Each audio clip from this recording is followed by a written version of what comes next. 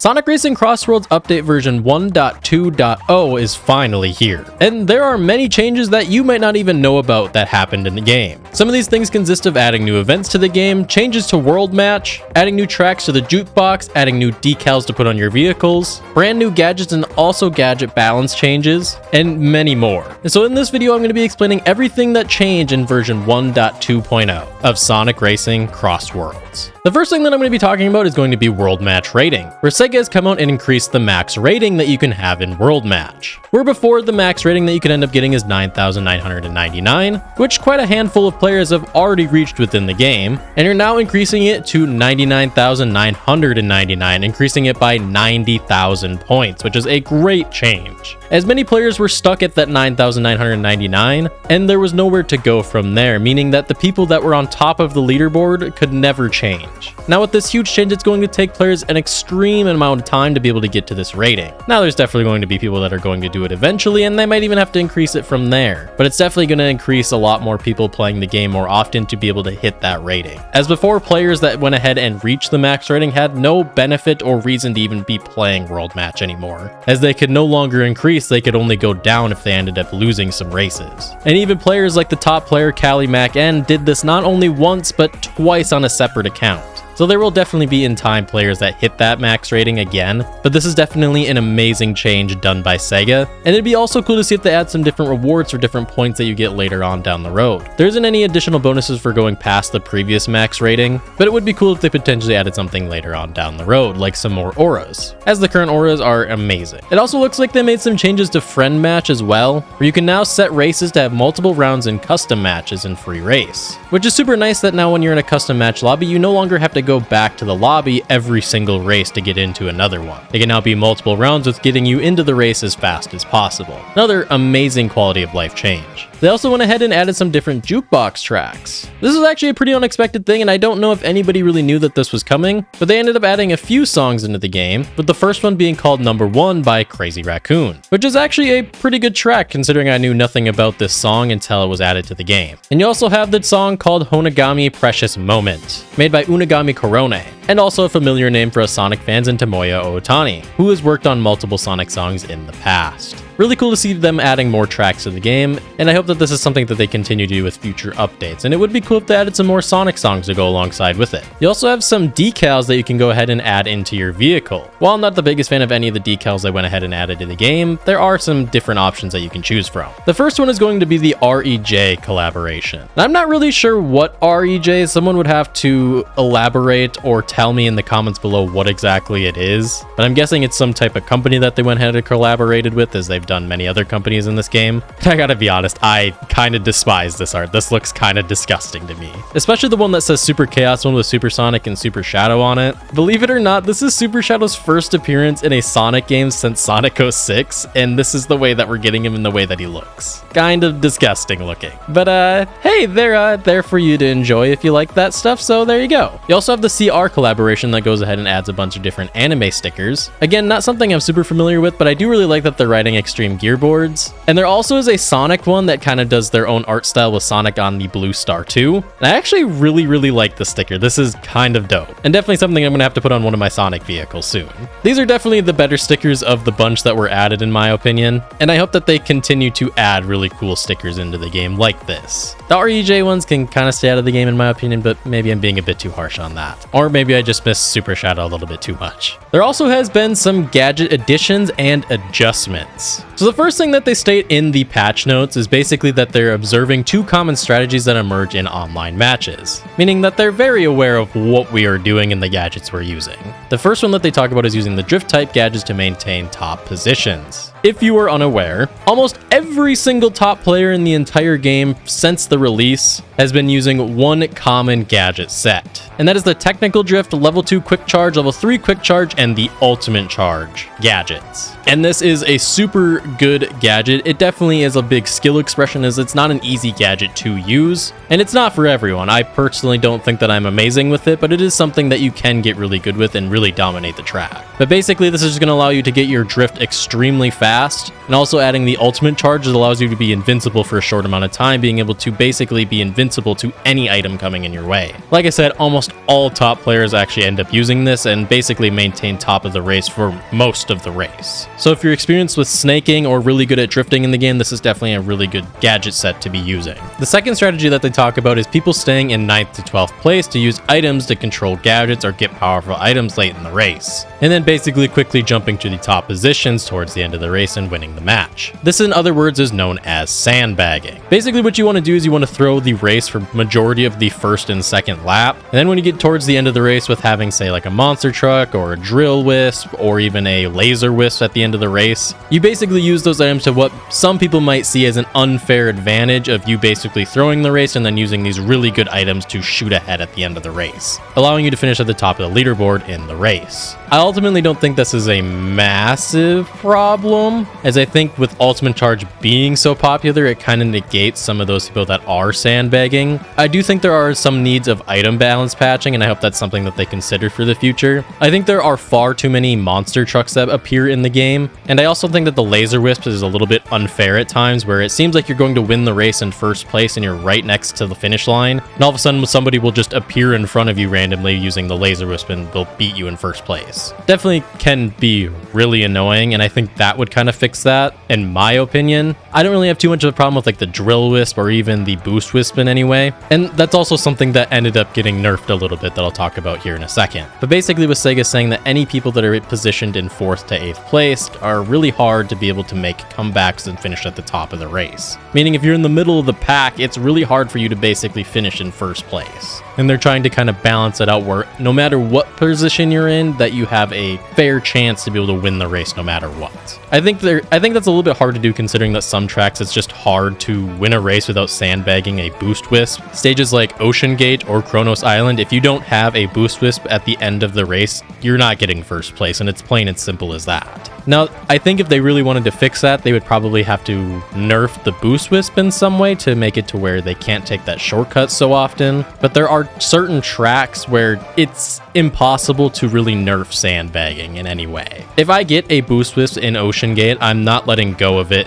in the third lap. Unless I'm getting saw bladed in half and dropping my item, I'm holding on to that for dear life so I can be able to have a chance at finishing first in that race. But that's just kind of the unfortunate side of some tracks. I do think that these are two good things that they are keeping a close eye on, as in my opinion, it does get a little bit stale at times seeing the same gadgets used over and over and over again, in my opinion. I understand people are insanely good with the ultimate charge and better than I could ever be with it, but it is a little annoying at times to kind of look at all the gadgets people are using, and 75% of the people that are playing in my lobby are using the same exact set of gadgets, where some gadgets you just never see online ever. But that's just kind of the thing with any online game. There's always going to be things that are overly broken or stuff that just works better than others. That's just how it is. Think about Bayonetta in Smash 4. That girl was busted, and there was nothing we could do about it. They also talk a little bit about the gadget adjustments, basically saying that they changed some of the gadgets in either nerfing or buffing them, and we'll get to that in a little bit as well. But the really cool thing is they also added a bunch of new gadgets, 6 in total. The first one being Damage Mercy, where basically you'll become temporarily invincible after taking damage. This is nice in the sense that you're not just getting absolutely bombarded by items, as there's definitely times where you can end up getting squashed by the first and second place weight, and all of a sudden you get smushed by a monster truck, and then after that you get hit by a red boxing glove. This has happened way too many times to me for that to be a coincidence at this point, I swear to God. But jokes aside, this is a decent one. I don't think that this is going to be busted by any means, but it's nice for people that kind of commonly just get bombarded by different items in the game. You also have Ring Mercy. I think this could potentially be really good because it only takes up 1 slot, but after taking damage it will basically grant you some rings, as rings are very important as they give you a lot of speed in the game, especially when you're at 100 rings. For basically getting hit by most items you end up losing 50 rings, so getting at least 10 back is a nice bonus to it. I just think that it should be somewhat nerfed how many rings you end up losing for getting hit by items. Losing 50 rings is a bit crazy to me. Maybe losing like 20 I feel like would be more fair, as a lot of stages there isn't a bunch of rings to be getting, or you kind of have to go out of the way of the strategic path to be able to get a bunch of rings at one time. And the last mercy one is Item Mercy, where basically you're going to get an item after taking damage. I don't really know how good this one is either. This would definitely be something that I would have to personally test, or some other people would have to test to see if this is any good. But you'd also have to end up getting a good item to make this more of an advantage. Like if you get hit by something and then all of a sudden it gives you a King Wisp, like that would be pretty good, but I doubt that's kind of like a common thing that you're going to be getting. You could end up getting a Void Wisp and it doesn't really do too much for you besides collecting some rings and maybe some item boxes along the way. So again, I don't think any of these are going to be super busted or super used in really competitive matches, but it is cool to see these options, and I think that this could potentially help out some players that have some issues with this. The other ones are going to be the double box gadgets. But the first one you have is Lucky Pair, where occasionally you'll get double the items. Basically meaning whenever you hit a single box, 50% of the time it can be upgraded to a double box. I think this could end up being pretty huge for the beginning laps, and it could really give you a big advantage for the first 2 laps of the race. And this could also potentially even help maybe some sandbaggers in that, allowing you to basically get some really good items at the beginning of the race, or save those items for that fact. But it also does take up 2 gadget slots, so I don't know how good that is. I think sandbagging would really advantage from this potentially, but again, it is only 50% of the time. However, there is 100% of the time where you will always get double the items. However, this takes up 3 slots and all stats are debuffed. I think for taking up 3 slots on the gadget thing, I almost feel like it shouldn't debuff your stats at all, in my opinion. As you're already taking up 3 slots, I think it's okay for you to get double the items, but again, that might make the game a little bit too chaotic, and we all know how the network test went with being chaotic. It was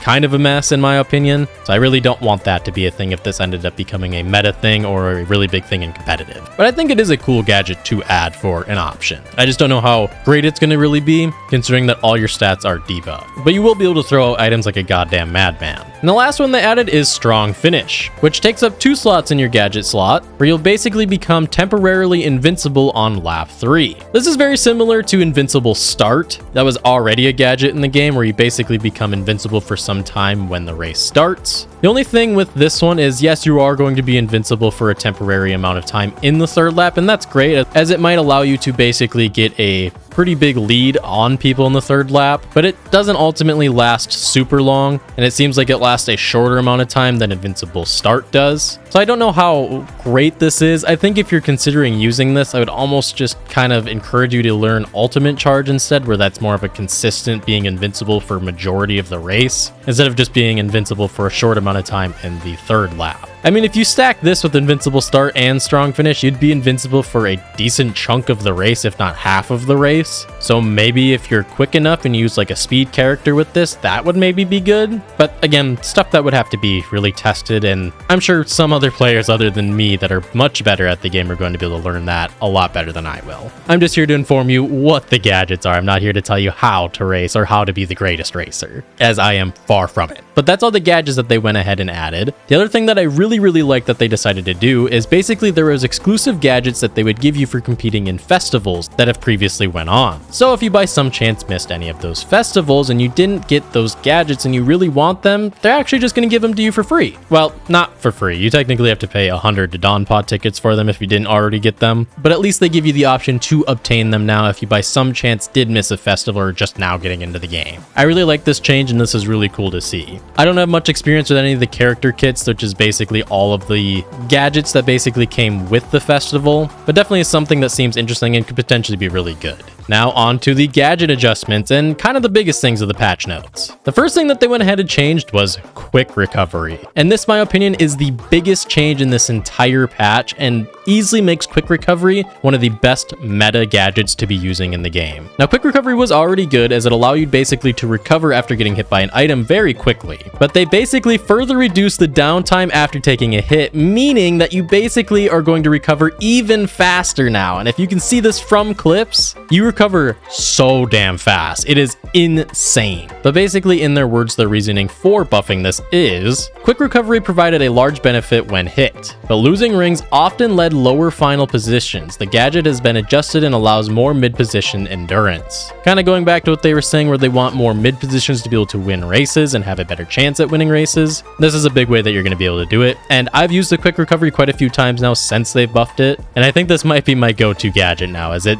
seems a lot more brainless in my opinion to be able to run through the tracks and a lot easier to run through the tracks. Don't get me wrong, Ultimate Charge is amazing and great, and I think it still is the best gadget, but sometimes I just just really don't want to snake through the entire race and just kind of want to race, but turning my brain off a little bit online. And quick recovery, I think, is a good way of doing that. And I think this will probably be my main gadget to go to from now on. They also went ahead and buffed the Acceleration Machine Kit. For the Acceleration Machine Kit's title is basically a kit for reducing the impact of taking damage, and acceleration machines also get a stat adjustment. Everything we talked about with the quick recovery above there basically just gets added to this. I personally think that the acceleration vehicles are the absolute worst in the game, but maybe they're a little bit better now because of this. So definitely worth a shot of trying it if you had any interest in the acceleration vehicles, and hey, I might give them a second shot after it's buffed now. Next is Wisp Chance Up, and this got nerfed, with it being reduced the influence on item probability, meaning that your Wisp Chance Up is basically just going to be reducing the odds of it, where you're going to be getting less wisps from it. With them previously stating that Wisp Chance Up made it too easy to collect powerful items before the races end and aim for the top positions. We've dialed it back a bit.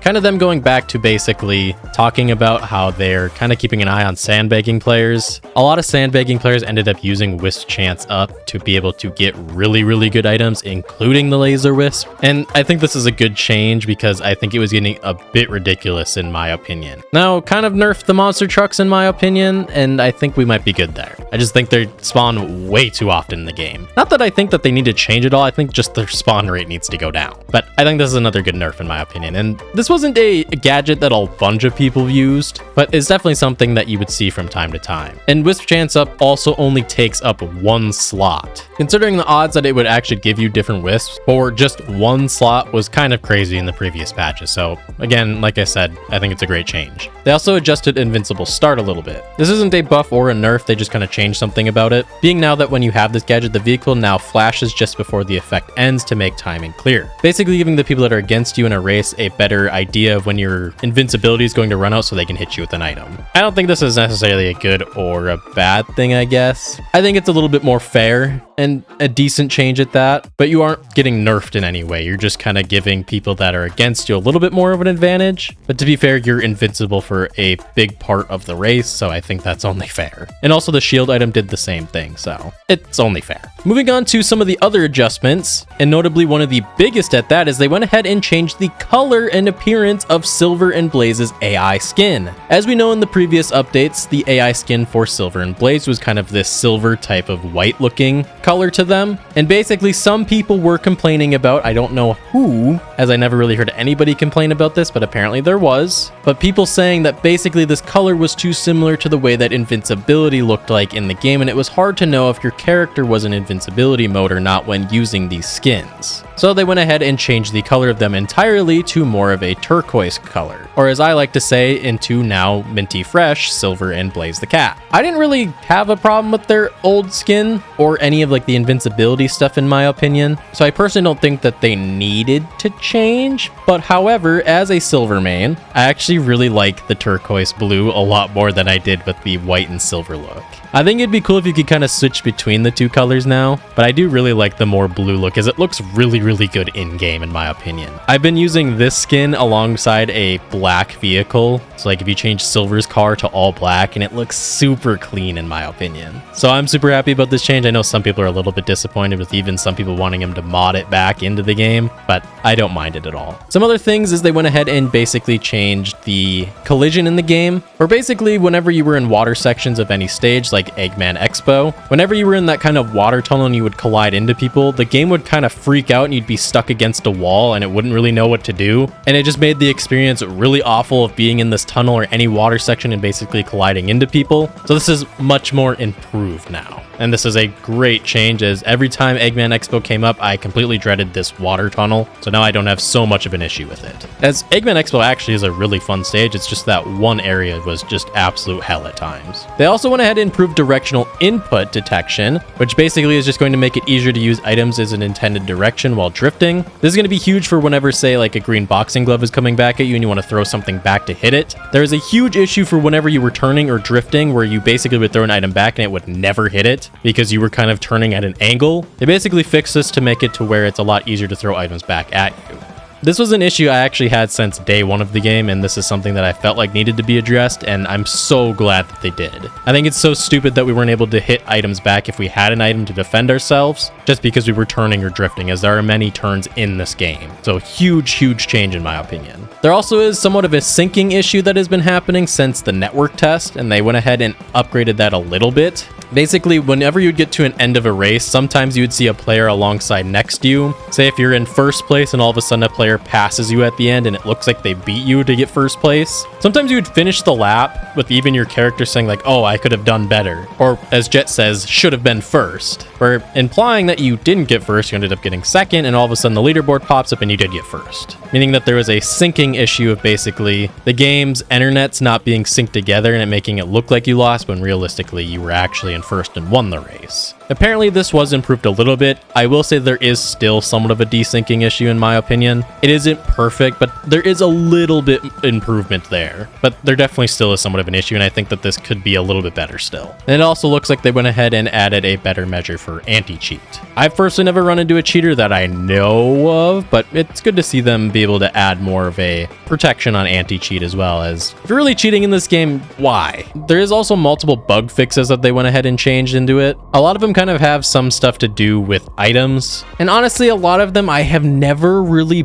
personally experienced, but it's good to see them have a bunch of bug fixes changes. I'm not going to go over every single one, as I don't really think a lot of them are really that significant in my opinion, but I'll throw them up on screen, so feel free to pause the video if you want to read all of the bug fixes. I just don't think that any of these are a huge change by any means, but it's good to see that they are fixing bugs that they have noticed in the game, even if they are kind of like a one-off thing. And then the thing I saved for last is going to be Legend Competition, where there is a brand new Legend Competition that has been added for only Legend 9 players or greater. This is basically like a limited time ranked mode where you can get a really cool title for ranking up in this, but the ranks being bronze, silver, gold, platinum, and emerald. And there also is even a reward for the top 100 and the top 10 players. So if you have hit Legend, definitely be sure to jump into this and get those really cool looking titles, as they are super cool looking and definitely a little bit of a flex. I mean, hell, if you earned it, why not flex it? And also, if by some chance you are not Legend 9 yet and you want to grind up to Legend 9 by the time this ends and go ahead and join this Legend competition, you can do so. So if in the middle of the competition you end up hitting Legend 9 in the middle of it, you can go ahead and jump into Legend competition now and start grinding. This goes until December 21st, 2025 at 6:59 p.m.